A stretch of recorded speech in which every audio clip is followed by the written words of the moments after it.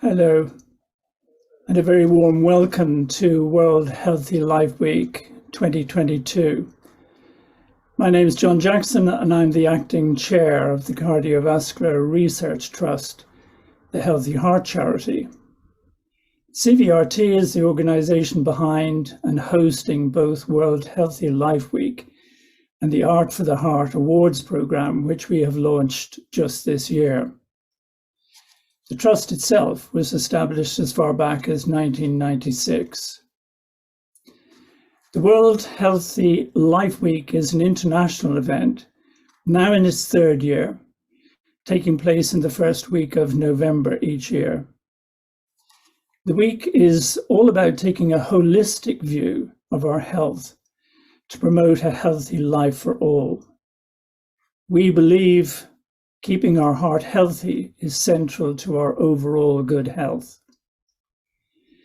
This week is consequently a platform to exchange knowledge on the evidence of promoting health and preventing illness through seminars and partnerships. To inspire people to take positive action to protect their own health and that of their families and communities through events and accessible content. It's also about engaging decision makers in implementing health promoting policies and measures. And finally, we aim to enable a dialogue between health and the arts through the Art of the Heart Annual International Awards. We'll be announcing the winners of the first Art for the Heart Awards towards the end of this event. Through World Healthy Life Week, we consequently aim to promote our conviction that good health is a state of physical, mental, and social well-being. That having a healthy heart and circulation is inextricably linked to a multitude of other health benefits.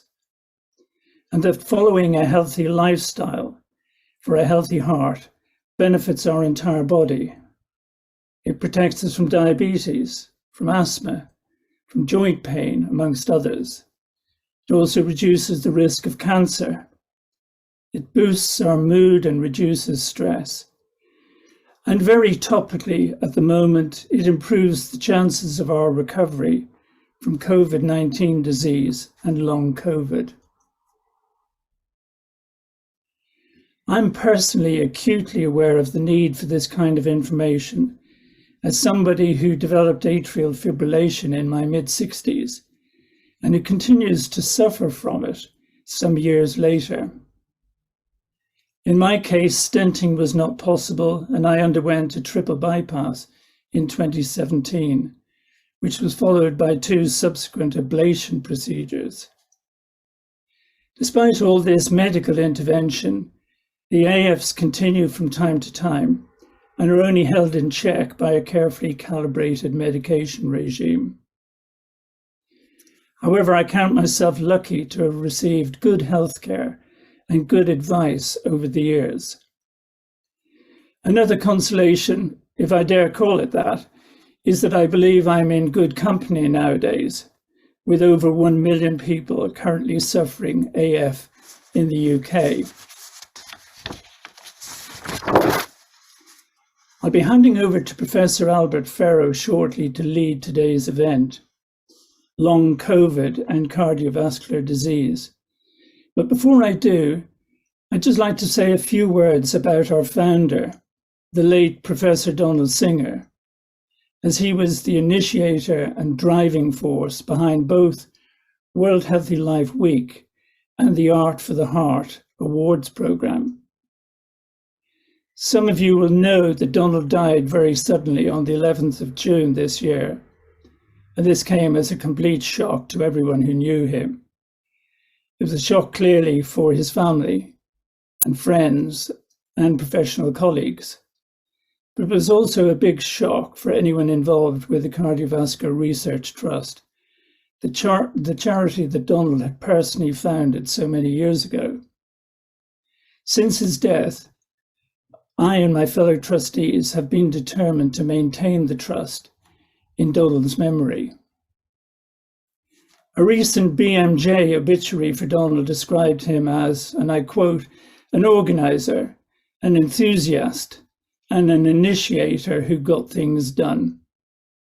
We saw all aspects of this description in the Trust, where he, first of all, had the foresight, the energy and drive to establish the CVRT, and then go on to use the Trust to foster cardiovascular research in the early years, and then to develop educational programs, in particular for young people, to launch a series of regular webinars featuring the very latest developments in cardiovascular matters. And I'm completely unclear as to where he got the time for all this, but also to publish a number of books.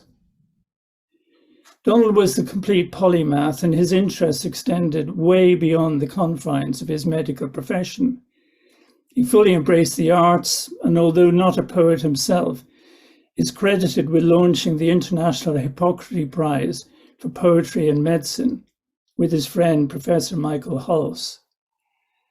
The prize went on to win the 2011 Times Higher Education Award for Excellence and Innovation in the Arts. But Donald was also, amongst his other interests, he was linguistically literate, able to converse in 3 languages in addition to his native English. I believe he also started a clinical presentation in Japan on one occasion with a very acceptable introduction in Japanese. He was IT literate, and rather frustratingly for me, he seemed to be able to resolve most computer programs on his own bat that regularly beset us as users nowadays. He was photography literate and produced the most wonderful pictures over many years. He became British bird literate. In his later years, his knowledge quickly surpassed that of my own, despite being the offspring of a professional naturalist. And he was musically literate as well. He learned the violin with his son via the Suzuki method, and went on to play violin in several local musical groups. Donald could also be charmingly eccentric, and we know this from the very close friendship between our 2 families over nearly 40 years, a friendship that continues through Donald's widow, Fiona, and her children, Emma, Ramsey, and Eleanor. And I frequently saw this eccentricity when my conversations with Donald suddenly seemed to lurch from one topic to another, completely unrelated one, without any warning. Donald was also renowned amongst family and friends for driving his car all the way from London to Kefalonia in Greece one year, simply to have a car with air conditioning after discovering all the local car hire companies had none available. The outward journey featured a drive along the whole length of Italy and was something of a family trial, I understand. But the return trip via boat through Venice was a complete joy. So Donald's passing has left a huge hole in all our lives, but we believe that World Healthy Life Week and the Art for the Heart Awards will prove to be a fitting tribute to his memory. So thank you very much for your time, and I'd now like to hand over to Albert Ferro. Well, thank you very much, John. I think that's an excellent introduction to both to World Healthy Life Week and a very good personal, moving tribute to Donald, who we both knew very well. I knew him at a professional level for over 35 years. I first got to know him in the late 1980s when I was a junior doctor at the Charing Cross Hospital. And I first came across him in that capacity as a senior registrar, where he taught me about hypertension and salt and the importance of salt in hypertension, which was a very big topic in his. He worked with a chap called Professor Graham McGregor, who was very hot on that.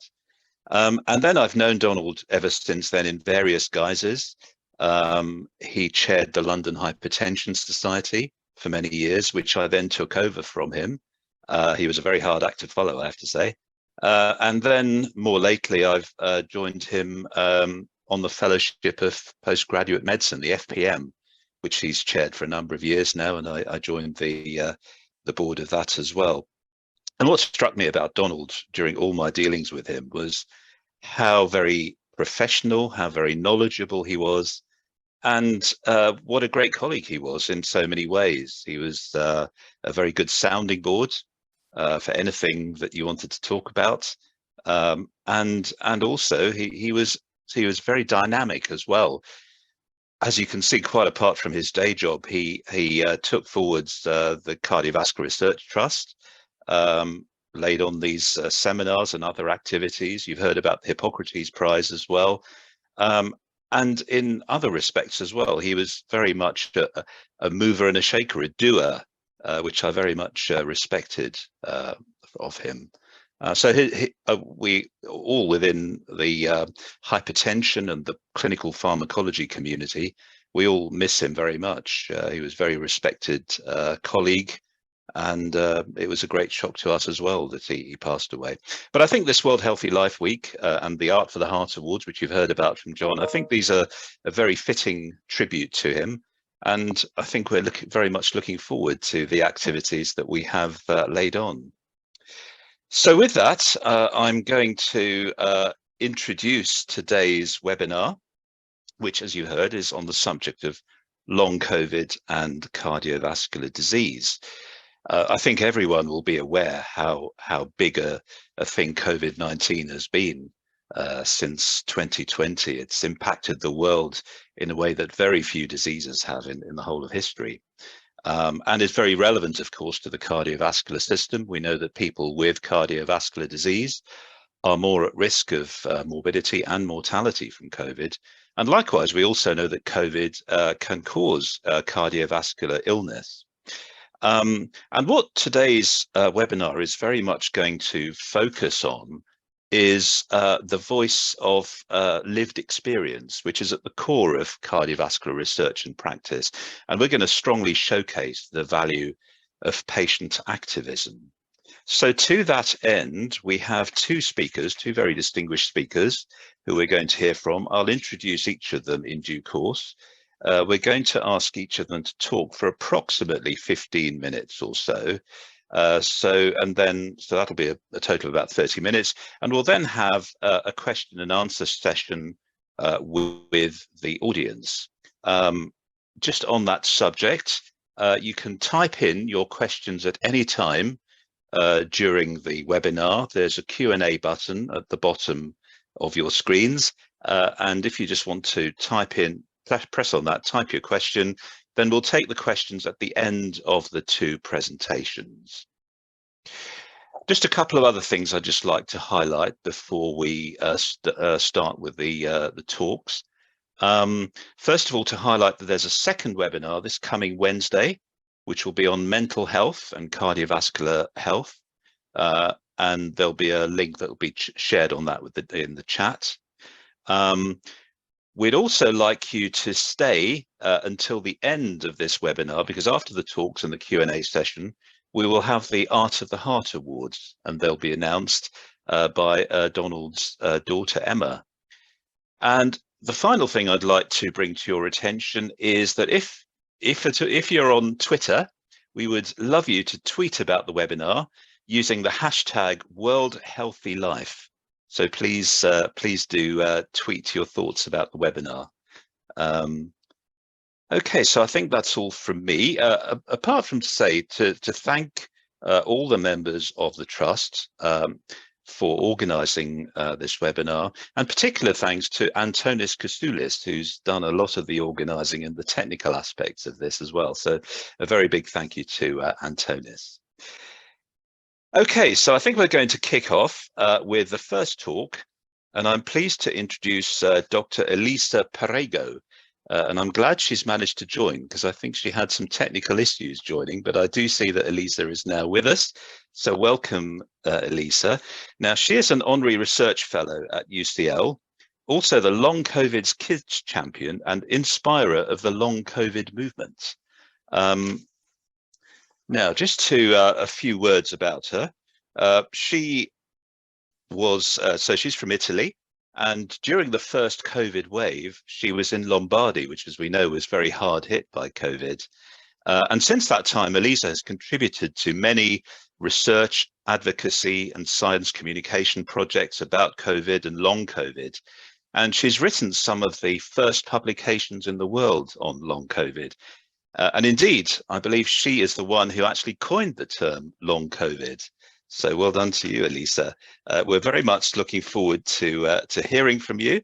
The title of her talk is Understanding the Evidence on Cardiovascular Disease and Chronic Illness in Long COVID from the Patient and Researcher Experience and the Story of COVID-19 Patient Activism. I hope I got that right.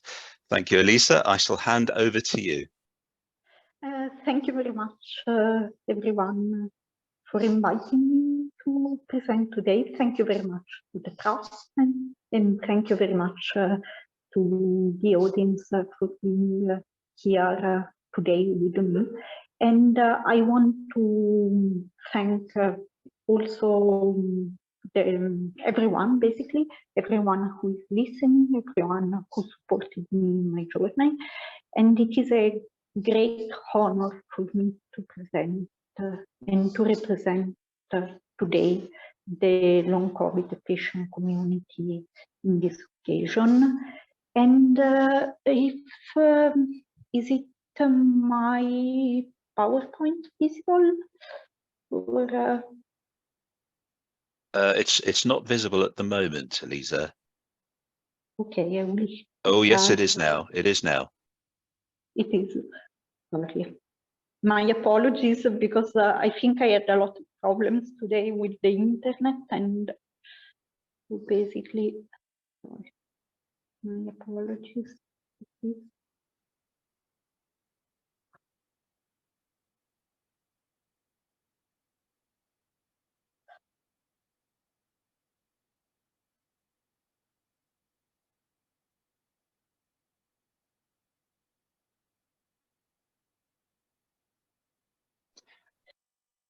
Sorry, Elisa, I think you're on mute at the moment.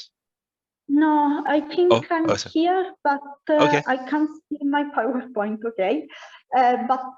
Anyway, I wanted to share that, as you mentioned, I was in Lombardy in the first wave, so I got COVID in a quite severe form, and I never recovered. So I wanted really to apologize in case maybe I go out of breath during my presentation, because I'm still suffering from cardiovascular symptoms, cardiopulmonary symptoms, the lung and so on. So my apologies if something is not, you know, if there is some problem with my speaking, basically. I don't know if you can see my PowerPoint. Anyway, today I will be speaking about the key role of COVID survivors in drawing attention to the long-term symptoms, clinical signs, and sequelae of SARS-CoV infection. That is, of course, what we call long COVID.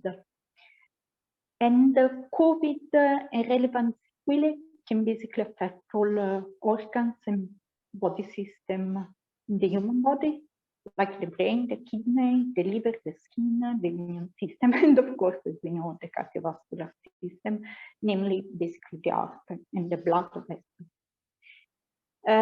There is now quite a lot of research that shows that COVID-19 is especially hard on the endothelium.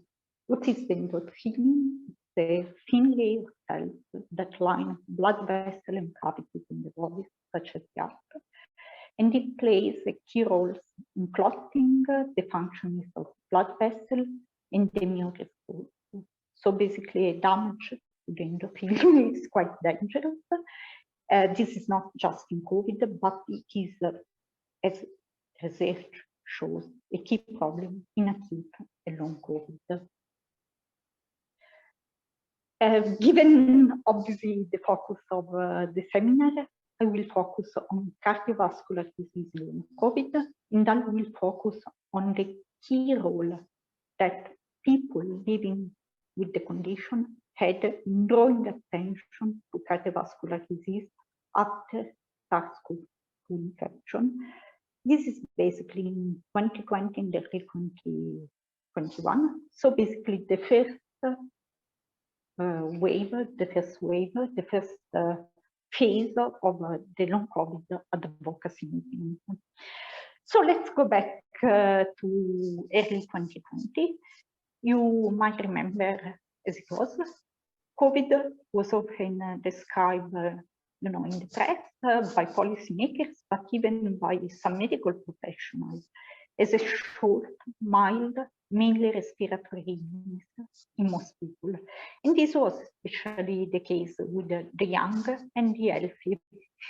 Only the old and sick, those with comorbidities, with the pre-existing condition, were said to be at risk.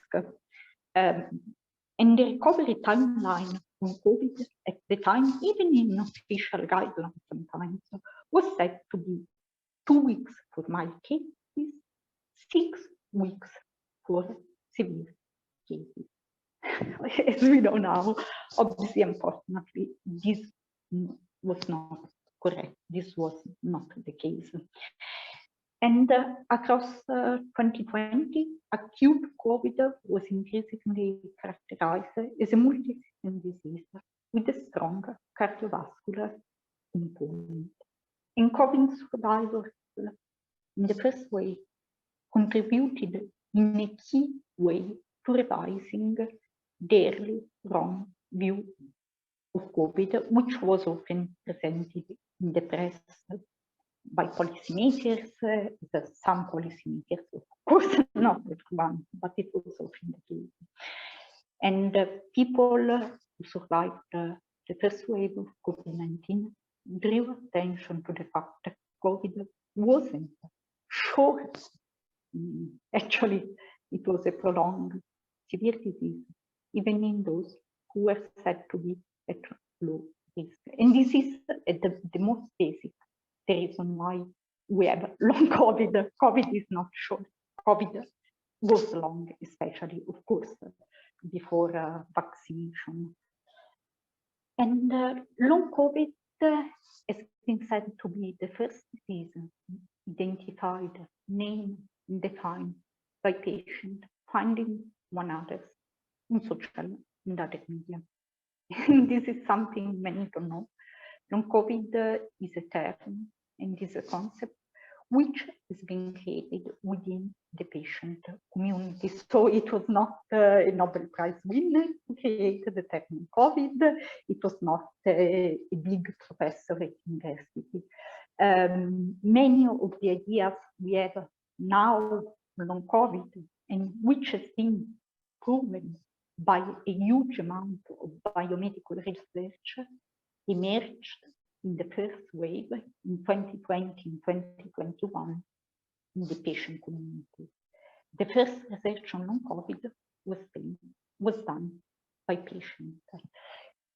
And the definition of long COVID by people affected by the disease themselves has been said to be a key inflection point in medical history, that is a pivotal moment of change in medical history. For example, in an article in The Guardian in October 2021 by physician scientist Ziad Al-Ali.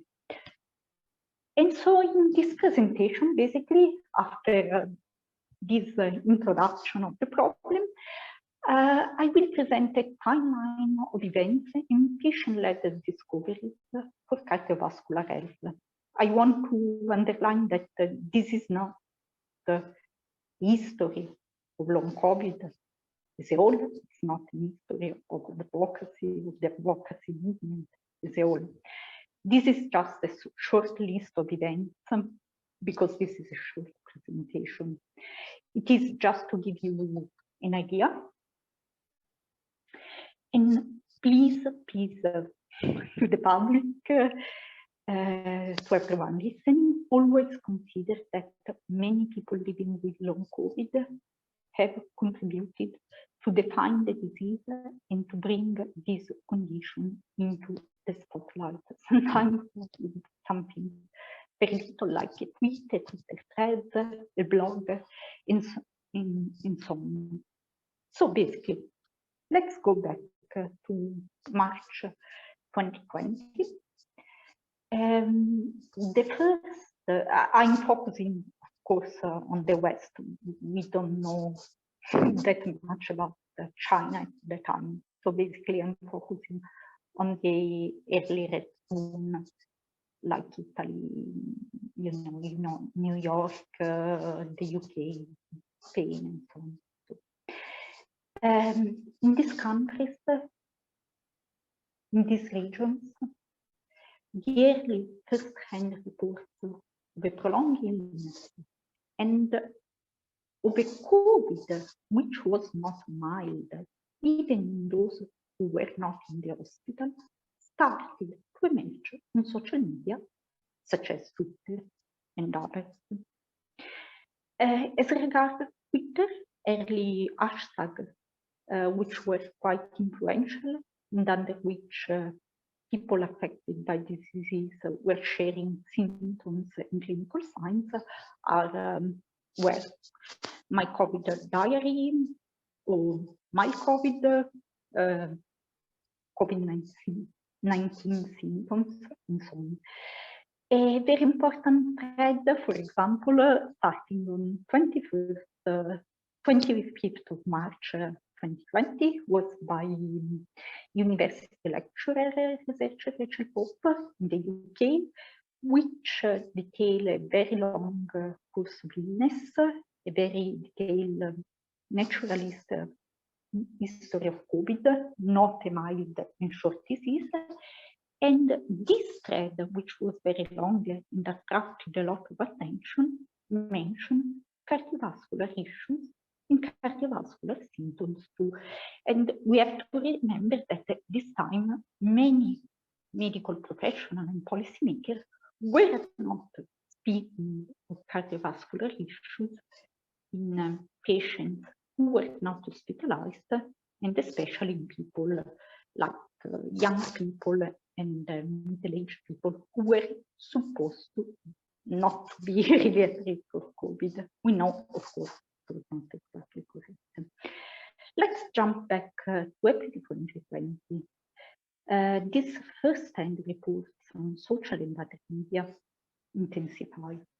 We have a lot of interaction between patients themselves, people suffering from COVID, people left at home, people triaged by phone and not hospitalized, even with severe disease.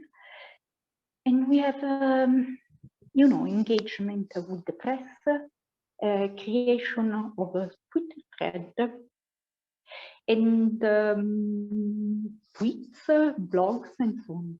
And this is very important because these first testimonies by patients were not just, oh my God, I'm very ill, I don't know what's happening. No, patients, people affected by the condition, were sharing hypotheses, were engaging with the emerging scientific literature and scientific paper on COVID-19. And this was an international movement of people who didn't know each other, but were connecting to each other via media such as Facebook, newspaper articles such as an article by Fiona Lowenstein in the UK, Twitter, Slack, and so on. Many of these accounts of prolonged COVID illness were mentioning cardiovascular symptoms and cardiovascular disease. A key date is the 12th of April 2020, when the Après-Jevan hashtag was created in France by a person who is anonymous under the Twitter account La Prise Révoltée. And this person, who is a psychologist,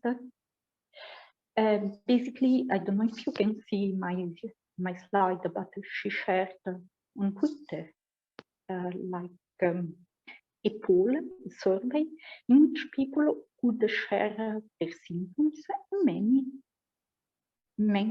many people engaging with this tweet were reporting cardiovascular symptoms, such as palpitation, for example. Another very influential thread is from the 21st of April 2020 by prominent advocate and researcher Professor Felicity Callard in the UK. It is another survey which show respondents, people engaging with the first tweet were reporting again prolonged illness. There was a long thread, and people were reporting also cardiovascular symptoms. Let's go back to May 2020 now. So basically, there is a growing discussion of the fact that COVID is not short, both on social media and growing, also in media like newspaper, traditional media.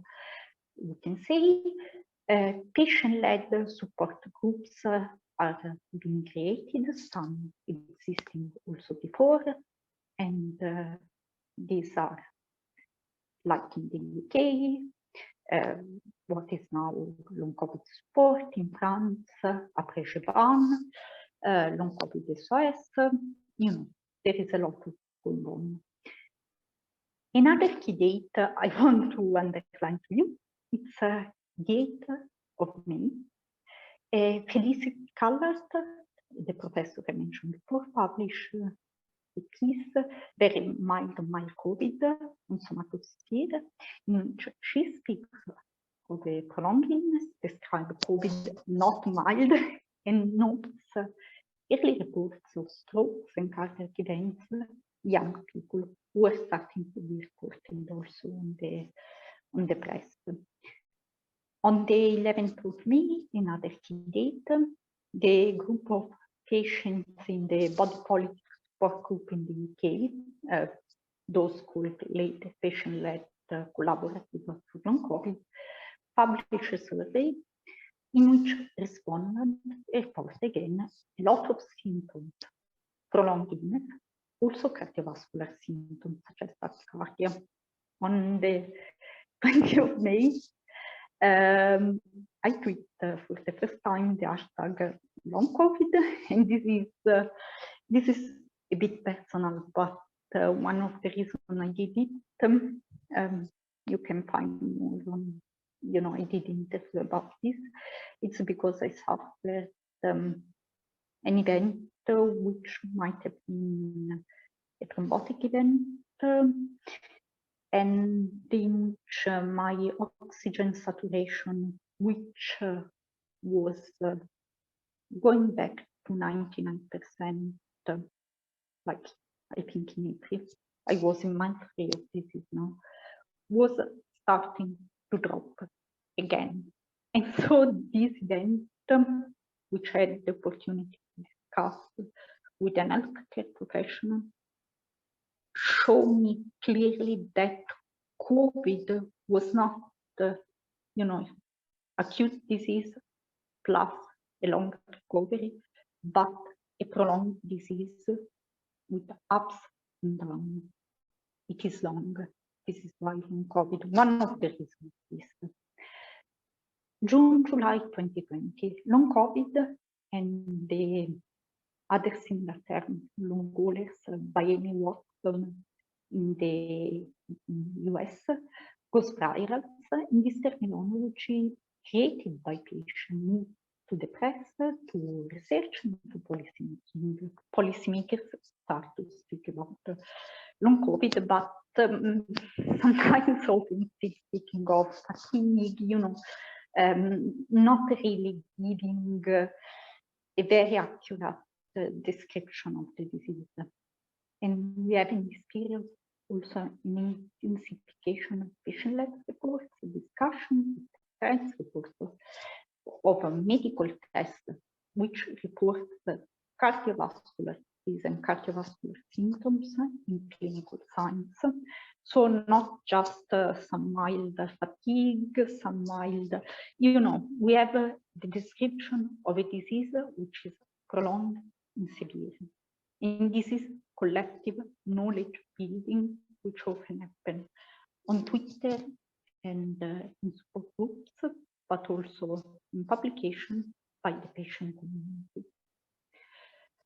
August 2020, it is a key moment for long COVID. On the 21st of August, there is a private meeting between the World Health Organization and patient advocates and researchers. And I was there. We report cardiovascular disease and cardiovascular symptoms too. And this event leads to the open recognition of long COVID on the media by the World Health Organization, 21st of August 2020. In the same month and in the same period, patients published reports, even pieces in the BMJ, the British Medical Journal, and conversation continue on social media. September, October 2020.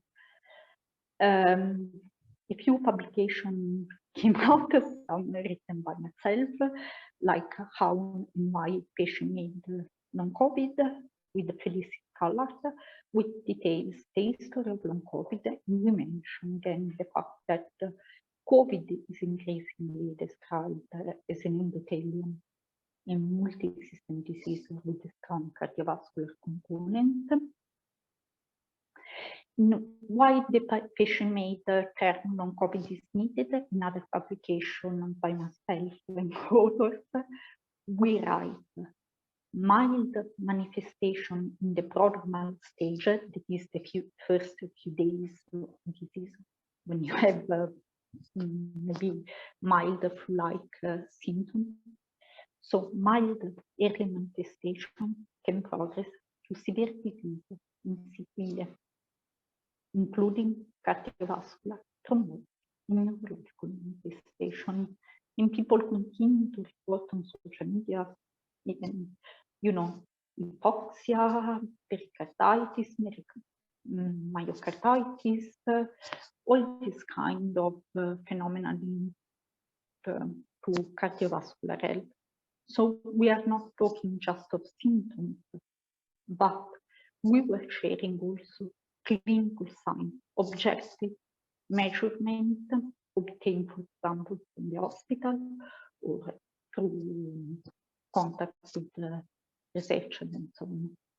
December 2020 to January 2021, the patient-led collaborative published preprint, later published officially in the Lancet venue. Lancet is a top journal in medicine, in which they analyze the development of symptoms in long COVID over a period of 7 months.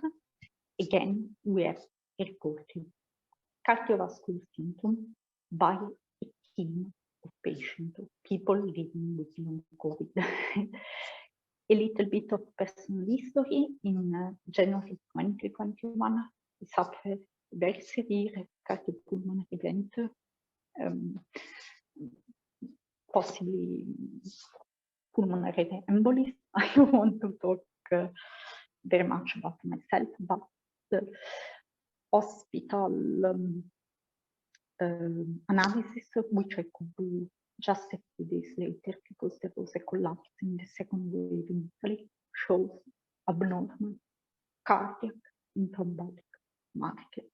We have again evidence that long COVID is a severe disease with a strong cardiovascular component. On the last day of January 2021, just an event I organized with the researchers, the clinicians, and policymakers in Italy, long COVID Italia, Open Day, with the Marta Esperti from the support group Long COVID Italia. This led to formal recognition of long COVID in Italy. And again, we talk about mechanism and cardiopulmonary lung damage in long COVID. February to April 2021, basically, many of us are sharing now, both in public and Twitter and on private chats, in private group, about our abnormal tests, our abnormal exams, which shows thrombotic, vascular, and potentially endothelial sequelae. So long COVID, again, we are about speaking of people who were ill for already 1 year. Long COVID is increasingly sure to have this strong cardiovascular component. And of course, the first biomedical research on that is coming out, but many of the research done by non-patient scientists is focused on the first month of long COVID, post-COVID, such as 3 months, post-month, but the patient movement had already data at the 10 month, 12 month timeline. Patients were driving the agenda again. And I want to conclude my talk with the case of Marta Esperti, a researcher from Italy, and person in the Long COVID Italia, the founder of Long COVID Italia, the Long COVID Italia charity. Her work, this is her personal story, I'm not sharing this, but collaboration between myself, Marta, and physicians led to a lot of discussion on the cardiovascular sequelae in long COVID. Marta was one of the first person, maybe the first person in the world to get a specific kind of lung scan, the SPECT CT scan, and this show potentially macroclotting and microvascular damage to her lung, which was very similar to what we were seeing in acute COVID. Her tweet on her discovery, I hope you can see in the slide, went viral around the 5th of April 2021. And I share part of the story with her permission, and this really contributed to draw attention to the cardiovascular thrombotic and endothelial sequelae of COVID-19, long COVID, and this contributed also to the start of the program at the Gemelli Hospital in Rome, where Marta got her scan, focusing on this kind of test and this kind of analysis. So I close here with just a few words. People with long COVID has been driving the agenda of change in the definition of the disease, often in advance of conventional scientists, and a lot of this evidence is on Twitter and other social media. A lot is private, in WhatsApp chat, in private Facebook groups, etc. but also in conversation, private conversation between patient and researcher. I really want to underline that the patient point is critical to COVID because we have contributed so much to making clear what this disease is. It's not a mild disease in many, it can be mild, but it can be not, it can be life-threatening. And it is a disease on COVID, the SARS-CoV-2, which has a lot of cardiovascular component. I want to thank you, everyone, again, and those who helped me to present my presentation, to prepare my presentation. Thank you very much. Okay, thank you very much, Elisa. I'm sure there'll be lots of questions. In fact, there are lots of questions that are coming up in the chat, but we'll take them later. I'm going to go straight on to our second speaker and introduce Jane Ormerod, who's a retired nurse and chair of Long COVID Scotland. And her talk is entitled Hearing Our Voices, the Impact on Our Lives by Long COVID. Over to you, Jane. Thank you very much.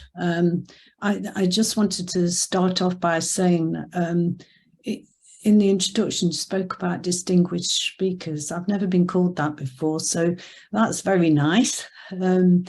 It's also a pleasure and a privilege to be speaking with Elisa. We've not met before. We've corresponded on Twitter, but Elisa is a rock in the world of long COVID.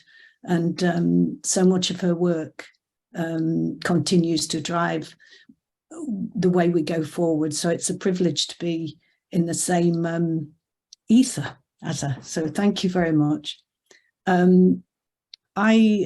Yes, I'm chair of Long COVID Scotland, and we're a action and advocacy charity group for those with long COVID, campaigning for effective treatment, diagnosis, treatment, rehabilitation for people with long COVID. And we began as a Facebook group in 2020, and we now have over 700 members across Scotland. Yes, I did work in the health service in cardiology as a clinician and as a clinical educator for some years. And after retiring, I did voluntary work. I do have long COVID. I became ill with COVID in March 2020, back in those days. And unfortunately, I've not recovered. And I do suffer from relapsing and remitting symptoms, post-exertional malaise, and a range of other symptoms. And they do restrict my life. I'm not what I was before. I'm going to give you a bit of an insight into a survey that Long COVID Scotland did in March this year. Back in 2020, we were having a lot of dialogue with our members about long COVID, and we were listening to a national conversation. However, a lot of it was about us, I suppose, not with us. And nothing had been formally asked of our members about how long COVID was impacting their lives. And the national conversation was being shaped by others. So we wanted to get people's voices out there. And at that time, we decided to launch 2 surveys. And one was to gain insight into the impact long COVID was having on our members' lives. And the other was to explore, and it's very much an emerging challenge around employment and the impact that long COVID has had in relation to our members' employment. And I'm going to speak to you today about the first survey. Bear in mind that we are a small group. We're not professional researchers. This is a survey, and we are all unwell. So this has been done whilst we have all struggled and continue to struggle with long COVID. So it's a miracle that we've even got to writing this up. So here we go. This survey was based on 222 people living in Scotland, and recruitment to the survey was through our Long COVID Scotland Facebook page, and a link was provided to the survey document. Now, obviously, everybody in that group's got long COVID, and they could complete the survey through the link. These two pie charts just give you a bit of a feel for testing for long COVID. We asked people about testing for long COVID because, and you probably know this, but way back in 2020, testing was not available, and it certainly wasn't available. Community testing wasn't rolled out in Scotland until the autumn of 2020. And for many people, myself included, testing was not available. You know, I went to the COVID hub in Aberdeen, where I live, because I was feeling really awful, and I wasn't tested. I was just sent home and told to rest. And that happened to many of us then. So testing was not available, and that had a considerable impact, as you can anticipate.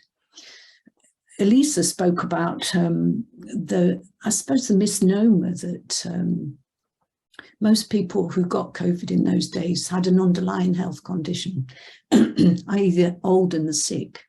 And that was propagated back in those days, actually. And almost 2/3 of the people surveyed in our survey said they did not have an underlying health condition. So that's quite interesting. We looked at hospital admissions and COVID-19, both from the point of view of COVID-19 and then long COVID. And some people reported, as you can see, reported being in hospital with COVID or long COVID. And very few people were in. Only 4 of our responses spent time in intensive care. I guess, though, we're looking across the 2 years since 2020, and in 2020, you were certainly not admitted to hospital unless you were at death's door. Consequently, many of us struggled at home on our own with very little support. Our experience of symptoms, I'm sure many of you are familiar with this diagram, and the main thing is that people living with long COVID, myself included, report a wide range of cyclical or constant and multisystemic symptoms, and it leaves them disabled and debilitated beyond the terms malaise or fatigue. And I think there's a common misnomer around the description of fatigue and tiredness in post-viral illness. It just doesn't cut it, really, to say that you're tired or fatigued. And my own experience is akin to, it's like a battery's been turned off or down. You just have not got the will or the energy to do anything. And symptoms seem pretty random, to be honest. They pop up and they go away, only to return at another time later on. So it's relapsing and remitting. And it's very disconcerting. And I think most importantly, people talk about a multi-system illness that can manifest anywhere in the body. The people surveyed listed more than 50 symptoms that they'd experienced. Within that, they reported that the top 6 symptoms were also the most common persistent symptoms. And that's extreme tiredness and fatigue, brain fog and memory impairment, feeling tired after mental exertion, post-exertional malaise and shortness of breath. Now, they're short statements, but underneath that is a whole host of information, as I'm sure you can anticipate. Additionally, and I wanted to say this as well, over 50% of the women surveyed in our survey said that they experienced a flare-ups or worsening of symptoms with their menstrual cycle and menopausal symptoms since the onset of long COVID. And quite a few of our members have now enrolled in a few studies that are looking specifically at that. In terms of referral to specialist services, that we still struggle with referral. We still struggle with accessing GPs in common with many people in the UK, I think, at the moment, and have done throughout the whole of the last 2.5 years.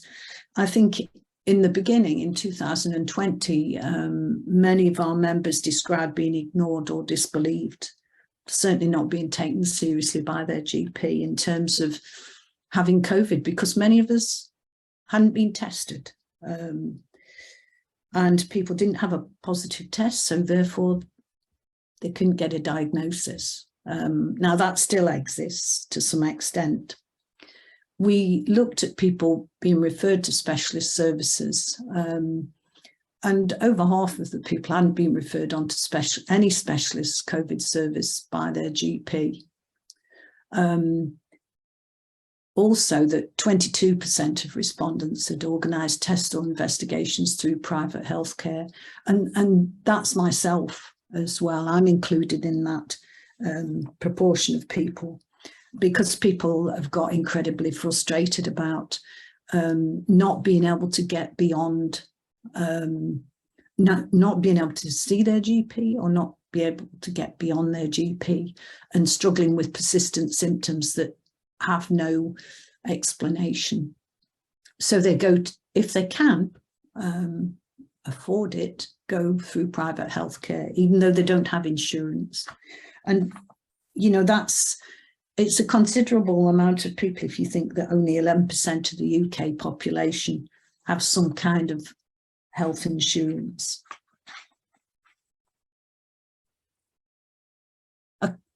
I've put up a couple of slides here around tests and investigations. People that did, you know, reach GP, these are the sorts of things that people had access to, and no surprises, I suppose. But certainly in the early days, it was difficult to get beyond having a full blood count done, if you could get that.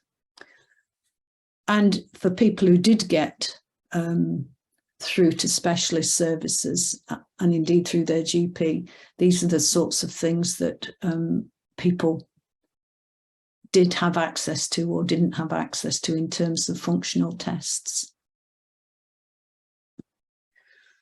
These statements give you an idea of the frustration of people.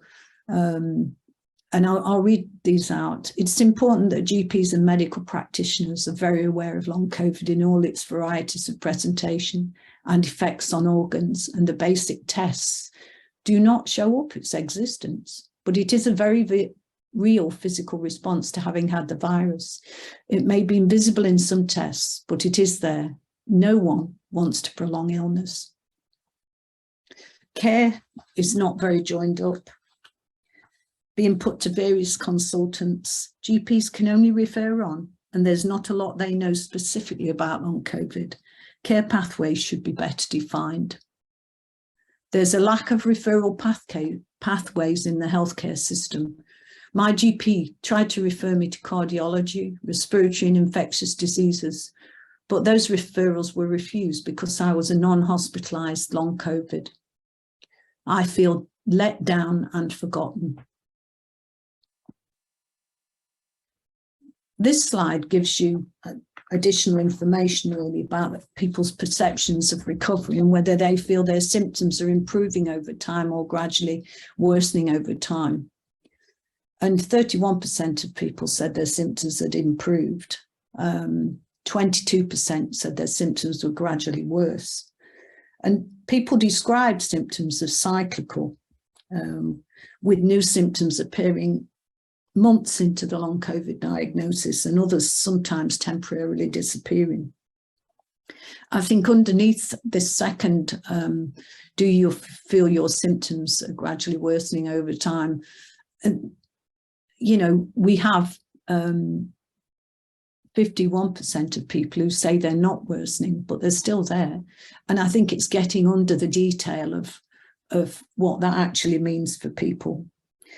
And 83% of respondents describe relapses, making it difficult for people living with long COVID to gauge their recovery, whether they're getting better or if they're getting worse. These quotes give you a bit of a more detail under those statements, really. I can work or I can practice self-care. I can't really do both. I can't exercise or do the things that bring me great joy. Work takes all of my energy reserves. Lots of symptoms have gone, others remain. I still have COVID toes. Most articles I read said they can last a few months. I've had them for 22 months. Concerned about my brain function, still forget people's names, leave pots on the hob, etc. I'm certainly a lot better, but feel there's a long way to go. It's been very slow progress, and I have to adapt my life around these breathing issues. For instance, I can't use public transport both ways or move around my work building, so have to plan around this. I mostly work from home still, but I'm worried about how I will cope when things return to normal. The whole thing that comes across in these statements, it's around trade-offs that were required for people to live their lives. For example, only being well enough to go to work, not then to do any leisure activities afterwards or spend time with their families. And pacing is a word that that has not been mentioned, but this is what comes across here. And pacing is how people manage their energy reserves. And it's a crucial thing in recovery from long COVID and indeed in any post-viral illness. However, it's a concept that's easy to speak about, but very challenging to practice in the normality of daily life for many of us with long COVID, especially if you want to live a life. Most respondents told us that living with long COVID had not only impacted their physical health, but there was an impact on their emotional health. And it is a precarious balance between the alignment, between physical and mental health, and reaching an alignment between the two. Obviously, if people are ill for long periods of time, then it impacts on their mental health. I think one of the things that's really important for people to get a grasp of, though, is that long COVID is not due to anxiety. I've had that said to me many times, and it's certainly not long COVID. It's certainly not anxiety that causes long COVID. If you've been ill for a long time, you certainly are anxious, but it doesn't cause long COVID. My last slide, out of the survey report, and I gave you an excerpt of the results. There are a few more results that we haven't talked about today, but there were 10 recommendations made, but I've just picked out one, and I've got another statement that I wanted to speak about.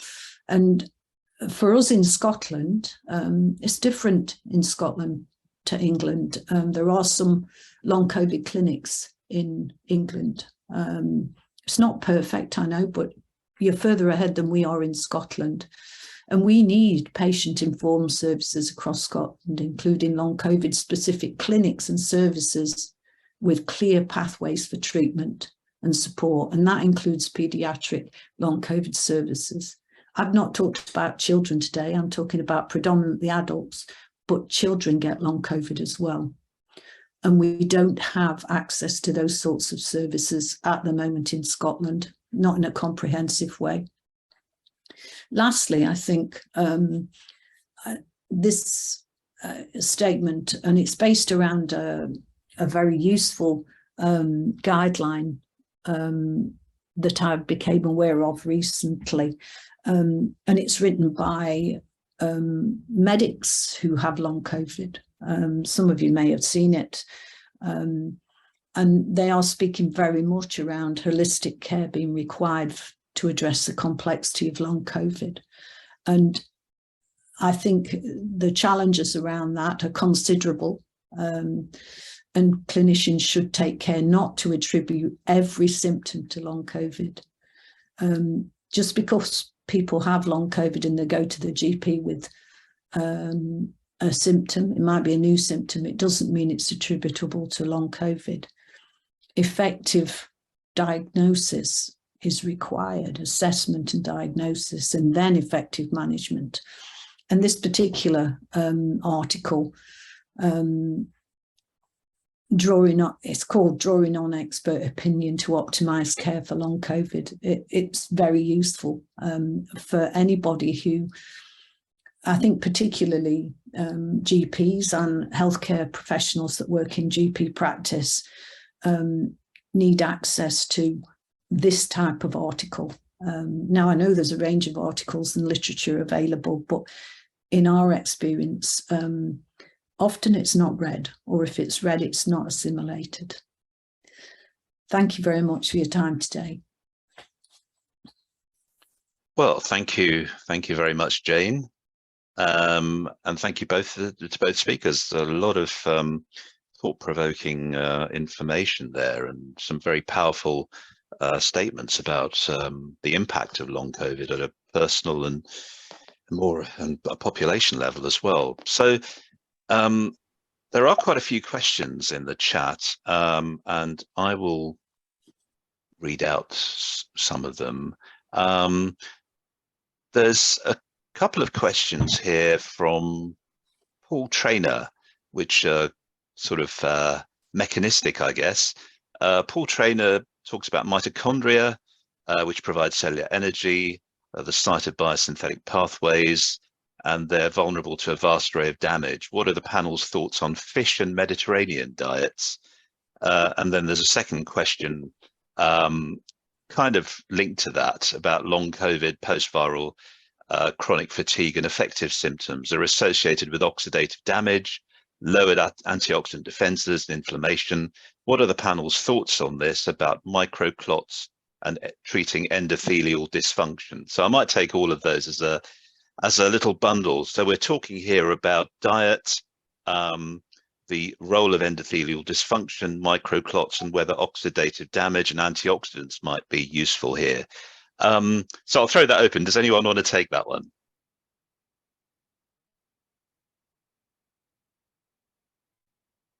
I'm not sure if we still have Elisa with us. I don't think, I can't see Elisa on. Oh, you are there. You are there. Good, good. Yeah. I'm not a medical doctor, a clinician, so I'm a researcher and a patient. So obviously I can't provide a clinical answer. I know there is a lot of research on this topic, huge amount of publication. I obviously know about treatment being tried in different hospitals, in different contexts, but I don't want to share anything here because obviously it's not my role in this situation. I don't want to give, of course, also a lot of this information is also private, shared through private links with the research and patient, but there is research going on this. Yeah, that's fair enough. Thank you, Lisa. I'll give you my view about it. I mean, clearly there's a lot of talk about the benefits of oily fish Mediterranean diets in cardiovascular disease in general. A lot of that is probably related to oxidative relief of oxidative stress, because the Mediterranean diet is very rich in polyphenols, which have antioxidant properties and so forth. But it's all very unclear. And in the context of long COVID, I think that's a very good question. We've heard about, from Elisa, microclots, endothelial dysfunction, which is kind of true in a lot of cardiovascular diseases as well. And what we don't really understand very well is whether antioxidants have a real role in preventing those diseases. We can show that they improve endothelial dysfunction, they can improve the coagulation, will prevent clot formation and so forth. So all of those things can happen with antioxidant, particular types of antioxidants, but very little evidence that any of those therapies are useful clinically. And I think we have even less, in my opinion anyway, we have even less information in the context of long COVID. So I think it's a very interesting question. I think there is research going on into this. And hopefully at some point we will get some answers, but I don't think, in my personal opinion, I don't think we have a clear answer to that question at present, Paul. If I may add a thing, both from my personal experience and what we hear through the network and the research, what we see after COVID, especially after severe acute COVID and with severe acute COVID, many of these damages, clotting problems, etc., are really catastrophic. Something which can disable a person, can kill a person. I know people who died in this condition. I had, life-threatening events myself. I have clinical diagnosis. So yeah, we really need to study this kind of damage, building on what we know about cardiovascular health, but also in the context of COVID, which is a disease which is devastating, So in the severe form, long COVID can be life-threatening. Some people have died. We hear about this heart attack, strokes, pulmonary embolism. We really need a lot of research and treatment for that. Thank you. Indeed. Thank you. And I think you're referring to the question from an anonymous attendee here, why are post-COVID conditions such as POTS not being labelled as long COVID POTS? And once you get diagnosed with other conditions such as POTS or ME/CFS or even myocarditis, medical professions are not recognising this as long COVID. And I think this kind of impinges on what Jane was talking about as well. Jane, do you have any views on that? Yeah, I think that is correct. I think it does depend who you see, what medical care you have access to and how well informed that professional is in terms of the complexities of long COVID, and what can fall under the umbrella of long COVID. I myself have POTS and dysautonomia. However, it's taken me 2 years to get that diagnosis, and that was seeing somebody privately.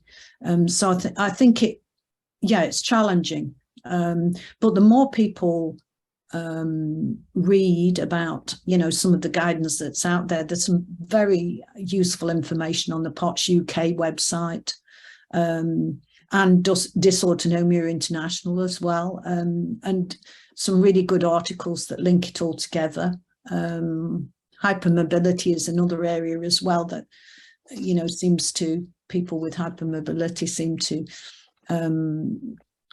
if they have COVID, may get long COVID, and it exacerbates it. But again, it depends who you see. I think, to go back to where you were as well, I think, the barriers to recovery from long COVID are numerous. But some of, some fairly important but fairly basic stuff around, good diet and gut health and sleep, good sleep, all of those things are really influential, and I can't emphasize that enough. But people do need to get diagnosed and assessed, really, to know that there's not something else going on that's being lumped under long COVID. But I think once you know you've got long COVID, looking at those sorts of things should not be discounted. They're the things that we would look at, any of us, if we were unwell and recovering from an illness. We do need to look at those sorts of things. Your diet, your sleep, your recovering. You did mention around post-exertional malaise as well. I think if you do have those sorts of symptoms, and that's after any activity, then that does need to be properly assessed, because you shouldn't be engaging in any form of exercise until you've been assessed and diagnosed with post-exertional malaise, because that can make things very much worse and send you into a downward spiral. So I think post-exertional malaise is quite an important red flag, as it were, as are many other cardiovascular things that go undiagnosed under long COVID quite often, I think. And I think, as you highlighted, I think part of the issue is that we're talking about a disease that hasn't been around for that long, 2 years. And so a lot of medical professionals are not very familiar with presentations and different ways that it can present and so forth. And I think what you called for in terms of more long COVID clinics with specialists who kind of know about this condition is probably really the way to go. And I think, as you say, in England, we're rather better served than you are in Scotland. But that's what's needed, I think. Specialists who know what there is to know about this condition, which, as I say, we're still learning, most of us, to be honest. There's another question here from Mark Goodall saying, "My question is, can coronavirus target and attack weak elements of the body and target pre-existing conditions?" Does anyone want to take that one? Oh, I'll take it, and I'll take it from a personal perspective. Go ahead. I mean, my own personal perspective around that is yes. I think if you do have a pre-existing condition, then it does tend to hone in on that, and very often makes it worse. I've certainly had that experience, and I know of many other people who have the same experience as well. Yeah, and I think there is, in the literature now, there's good information written up about that as well, based on some of the surveys that have taken place around, bigger groups than the one that we surveyed, certainly. Thank you. Thanks, Jane. There's another question about imaging from Suzanne Ducker. Is there any imaging available yet at the clinical level that can identify endothelial or microclot activity? Are there any blood tests that might be available soon? I'll say a word, I'm not a COVID expert, but I'm more a cardiovascular researcher, and my area is very much endothelial function, endothelial dysfunction, and platelet function. And I think what I would say is at the clinical level, there aren't any good tests available at the moment. This is kind of relevant to the wider cardiovascular field. There's a lot of research that's published on the subject of endothelial dysfunction, platelet aggregation, and so on, all of which are relevant to atherosclerosis and other cardiovascular diseases. Measuring these things is still very much a research based activity. There aren't any very good clinical tests at the moment that are done, and the clinical utility of these tests still remains to be demonstrated. Will any such tests be available soon? I think that they will be at some point. The problem is that these things are not easy to measure. They do involve a fair bit of expertise in the use of the technology that's involved. But I think there are devices, for example, for measuring endothelial function, the sort of things that you can clip on the end of your finger, which might prove much more clinically useful. So at the moment, I think at the clinical level, no, but I think these tests will come along in due course. I don't know if anybody else has anything to add in the specific context of COVID? I think there, as you have said, it's an evolving field, and I'm not certainly a professional from that point of view. But I mean, we have had many.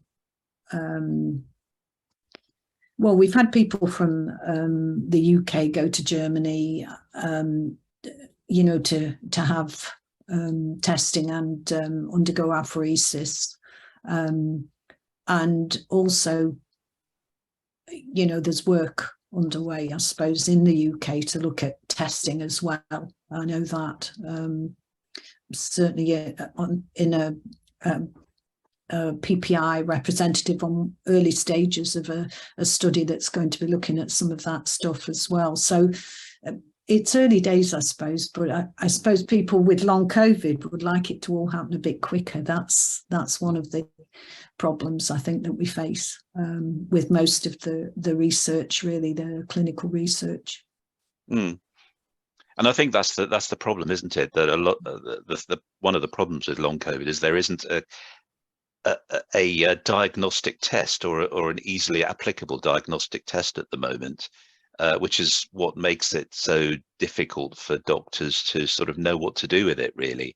And if we can develop tests which more specifically identify its presence, its severity, and so forth, then I think that will sort of really help in researching this disease and possible treatments as well. There's Nandini. She doesn't have a question as such, but I think she just wanted to share her experience. Her daughter is 11 with long COVID, going into her second year. She is one of thousands of kids with long COVID. She took her to Germany to confirm microclots and endothelial damage assessment. So she confirms it's very much true about those with long COVID. Her daughter's not the same anymore. Cardiovascularly, her heart rate fluctuates hourly. She mimics POTS, and she just wanted to share that. And she also agrees that it very much depends on who you see. I see you're based in Canada, but yes, I think that's all of that is very true. That what you'll get from medical professionals very much depends on their level of expertise. There is another question on here from Lucy Lockett, who asks, are the cardiovascular problems seen in long COVID patients the result of damage trying to heal itself, or is there an ongoing process causing further damage? Does anyone want to take that one?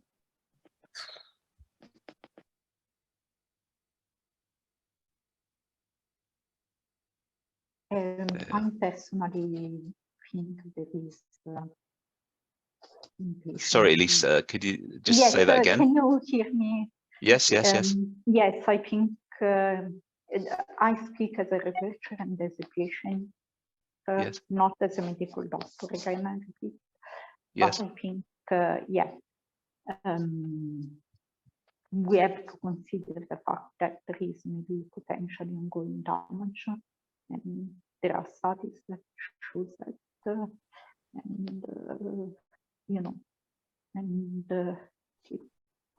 sorry, Lisa, you're fading out a little bit. I didn't hear what sorry, I think the internet is really poor. My apologies.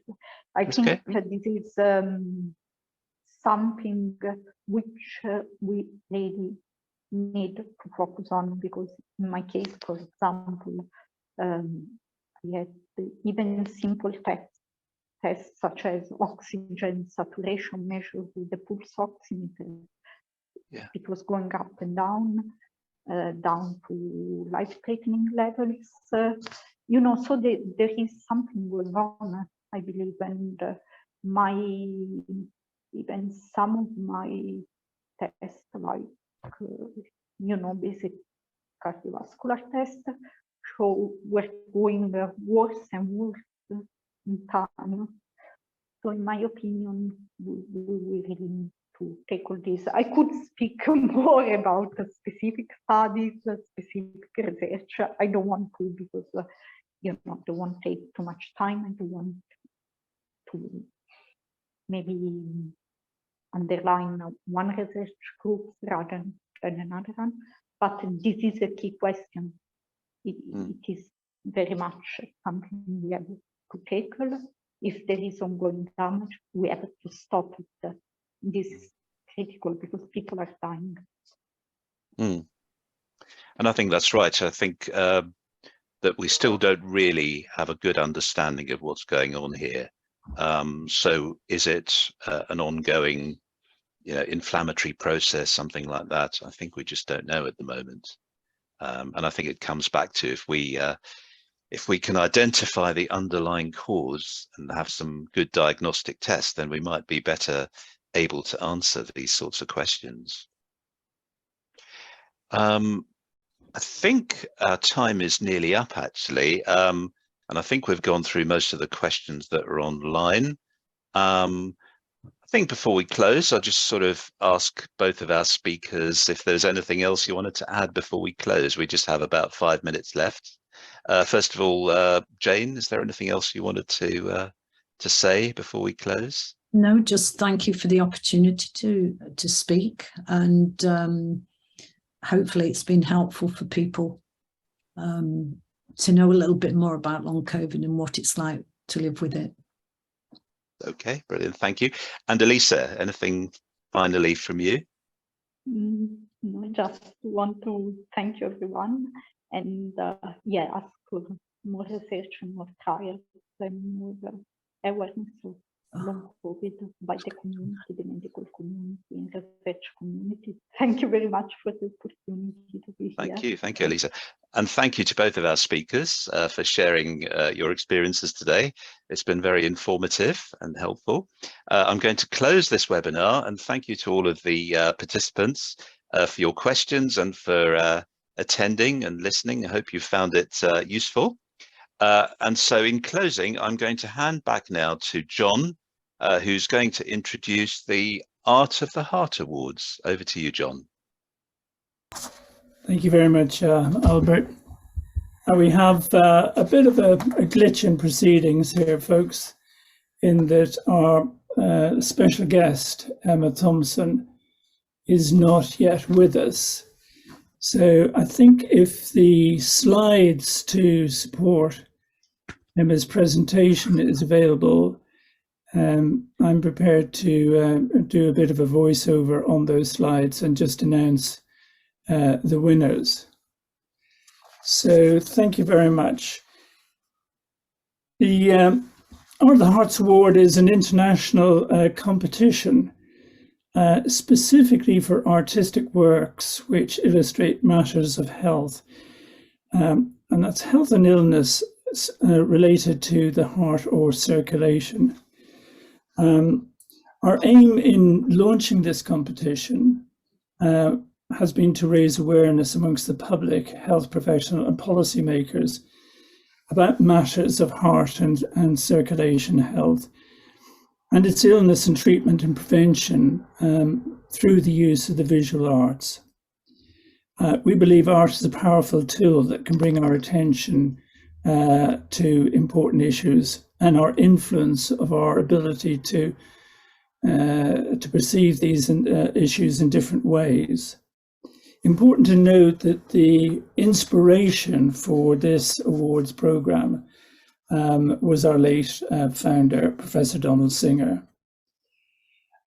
So if we could, this first image that we've got here shows the overall winner for the competition this year. And this entry was chosen by the judging panel to be the most creative and original and educational out of all the entries. And it was a composite entry by a number of individuals. They provided additional information to accompany their artwork. The comments here is, this is an anatomically correct heart inscribed with the oaths our group has set for ourselves as we first got admitted into medical school as first-year medical students. So we made the heart out of blank paper, which symbolizes our ignorance and our plasticity. And they divided this exercise up into 5 parts, and each of the 5 individuals created a component for this delightful piece of, I'm tempted to describe it as origami, but of course it's not. But we just felt this was an inspirational entry. Next slide, please. So this gives you an idea of how the components of the entry were created and then fitted together to provide that overall inspirational image. Next slide, please. This slide, or this entry, was viewed by the panel as being the entry that was the most visually engaging. And the artist was Lam Wing Hei, and I think she might be able to join us either now or shortly. Lam indicated that her entry illustrated the role of maintaining a healthy lifestyle in heart health, and how that has become increasingly important. Other than physical health, it's also crucial to focus on our mental well-being and self-care.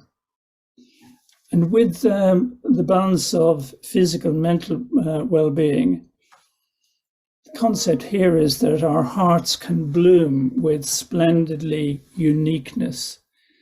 Really nice, colourful entry, we felt. Next slide, please.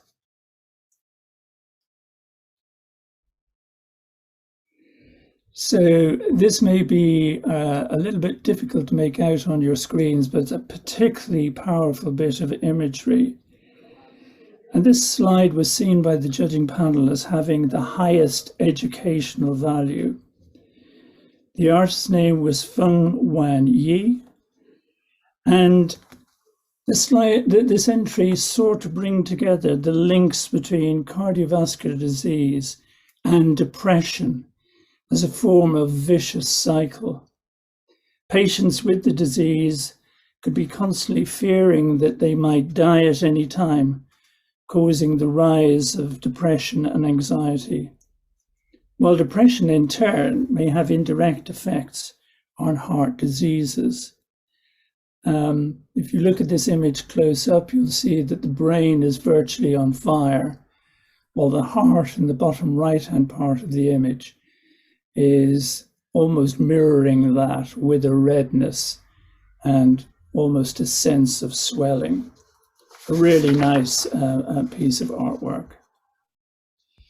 Next slide, please. This was another delightful piece of art submitted to the competition.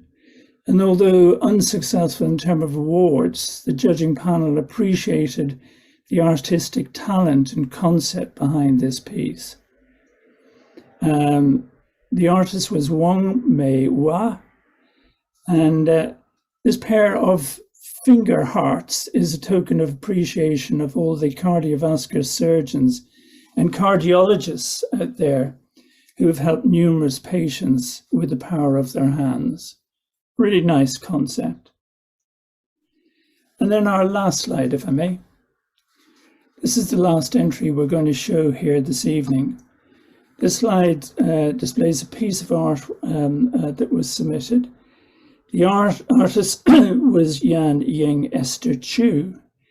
And although no additional information was provided with the submission, the concept of a series of balloons in representing the heart, and perhaps its link to other vital bodily functions, was a nice image in the minds of the judging panel. So that concludes the run through. of a selection of images for the entry. Can I just check if we have the one award winner who was hoping to join us this evening? She's on a different timeline to us, being based in the Far East. So if she's not available to join us, I'm going to bring this evening's proceedings to an orderly conclusion. Thank you all who've stayed around for the awards programme at the end. We very much enjoyed having you with us. And do please remember that we have our second event coming up on Wednesday this week, the details of which have been in the chat box. Thank you very much and a good day. Thank you very much. Thank you very much. Thank you.